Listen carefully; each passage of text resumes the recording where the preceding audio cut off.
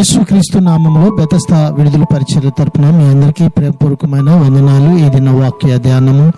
యెహోవా దృష్టికి నేను గనుడనైతిని, నా దేవుడు నాకు బలమాయను. యెషయా గ్రంథం 49వ అధ్యాయం 5వ వాక్యము.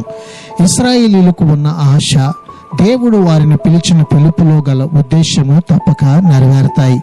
ఇక్కడ ఒక వ్యక్తి అంటే అభిషక్తుడు కనిపిస్తూ ఉన్నాడు. ఈయన ఇశ్రాయేలీయులైన ప్రజలకు ప్రతినిధిగా ఉండి వారి తరపున వారు దేనిని చేయలేకపోతారో దానిని దేవుడు వారి పక్షంగా చేస్తాడు. యాకోబుకు దేవుడు ఇచ్చిన మాటను బట్టి, యాకోబు దేవుని వాగ్దానాన్ని బట్టి ఇశ్రాయేలీగా మార్చబడ్డాడు. ఆ వాగ్దానమే దేవుడు తన ప్రజల జీవితంలో ఈ దినాన్ని కూడా నెరవేరుస్తూ ఉన్నాడు. మనము నిజముగా దేవుని దృష్టికి గనులమైతే తప్పక దేవుడు మనకు బలముగా ఉంటాడు. ప్రార్థన.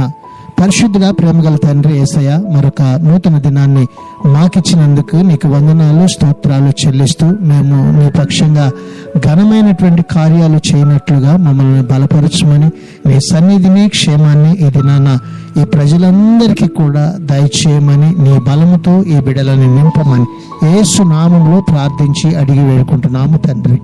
ఆమెన్.